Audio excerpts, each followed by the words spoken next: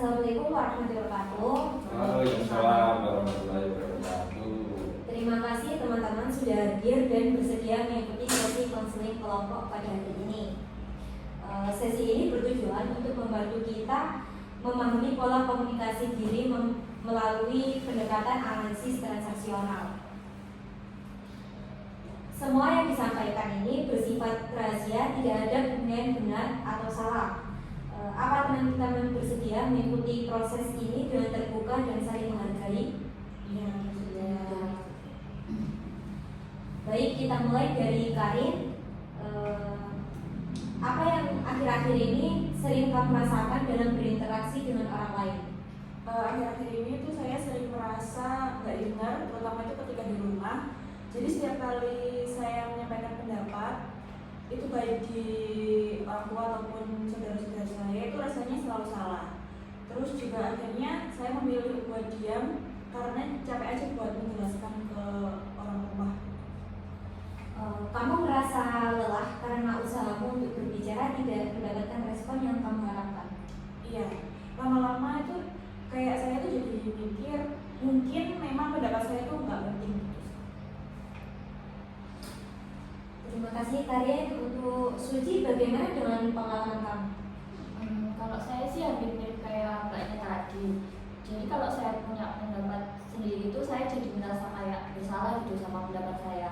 Takut kalau nanti orang lain itu tersinggung atau marah sama apa yang saya pikirkan. Jadi kamu lebih sering mengalah? Iya, walaupun sebenarnya itu saya nggak mau ngalah, cuma ya saya takut aja dianggap egois. Untuk Jumai, untuk Jumai, apa yang ingin kamu bagikan? Saya takut ditolak. Jadi kalau mau minta tolong atau menyampaikan keinginan, saya selalu merasa ragu. Saya lebih memilih memendam walaupun ya akhirnya saya takut sendiri.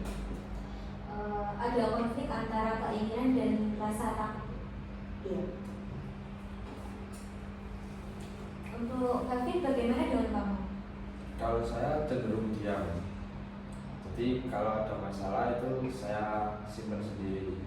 Misalnya saya merasa kalau saya bicara nanti malah memperkeruh suasana. Berarti itu membuat perasaanmu terpendam? Iya, dan sering merasa sesak sendiri. Dari cerita kalian terlihat pola yang mirip. Dalam analisis transaksional, kita mengenali 3 kondisi ego: parent, adult, sama kecil. Saat kalian merasa takut, bersalah, atau memilih diam, biasanya yang aktif adalah ego kecil, terutama kecil yang terluka. Oh, pantas ya. Jadi saya sering merasa kecil dan juga nggak percaya diri. Kesadaran itu penting. Dari situ kita bisa belajar ke ego adult. Sekarang saya ingin kalian mencoba membedakan responsif dan adult. Misalnya saat ingin berbicara tapi takut. Kalau saya biasanya saya mikir lebih baik diam. Tapi kalau pakai yang adult tadi mungkin saya bisa bilang gini, saya ingin menyampaikan pendapat saya dengan lebih tenang dan lebih jujur. Bagus, itu rasional dan jujur. Kalau saya biasanya takut ditolak. Jadi versi adultnya mungkin saya punya hak untuk menyampaikan kebutuhan saya. Betul, adult itu tidak menyalahkan diri. Karin? Kalau aku sih lebih kayak baru sadar ternyata kalau saya itu sering bicara pakai emosi. Padahal saya tuh bisa bilang kalau saya ingin dengarkan tanpa disalahkan. Kalau Kevin bagaimana? Saya merasa lebih berani setelah mengenal yang lain. Jadi mungkin saya bisa mulai bicara pelan-pelan. Sebelum kita mengakhiri sesi ini, saya ingin mengajak kalian melakukan refleksi bersama. Coba perhatikan perasaan kalian. Sekarang dibandingkan sebelum sesi dimulai, siapa yang ingin berbagi terlebih dahulu? Kalau saya, kalau dibandingkan dengan tadi, itu sekarang saya merasa lebih lega, dan juga tadi itu saya datang itu dengan perasaan kesal dan juga kecewa, tapi setelah mendengarkan cerita dari teman-teman, saya jadi sadar kalau ternyata itu saya tidak sendirian. Kamu merasa lebih dipahami setelah mendengar pengalaman orang lain? Iya, dan saya itu juga baru sadar kalau selama ini itu saya itu terlalu keras kepada diri saya sendiri, dan juga saya itu selalu menganggap pendapat saya itu salah, padahal mungkin caranya aja yang perlu diubah. Terima kasih Karin. Untuk Suci, bagaimana dengan kamu? Kalau saya itu jadi merasa lebih tenang sekarang, karena biasanya itu saya selalu merasa bersalah kalau setiap kali memikirkan pendapat saya sendiri. Tapi hari ini saya belajar kalau punya pendapat itu bukan hal yang salah. Ada perubahan cara pandangmu terhadap diri sendiri? Ada sih. Jadi saya itu sadar kalau selama ini tuh saya terlalu sering berada di posisi kecil yang takut. Jadi saya mungkin akan lebih belajar untuk merespon dari sisi itu. Cumai, apa yang kamu rasakan setelah mengikuti proses ini? Awalnya saya ragu kalau mau bicara, tapi setelah mendengar yang lain, saya jadi merasa lebih berani. Saya merasa diterima di kelompok ini. Rasa aman membantu kamu lebih terbuka? Iya betul. Jadi saya sadar kalau ketakutan saya seringkali hanya asumsi saja. Saya ingin mencoba lebih jujur dalam menyampaikan kebutuhan saya, ya walaupun pelan-pelan.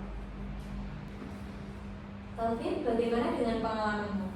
Kalau saya biasanya lebih banyak diam, tapi untuk hari ini saya merasa cukup aman untuk bicara.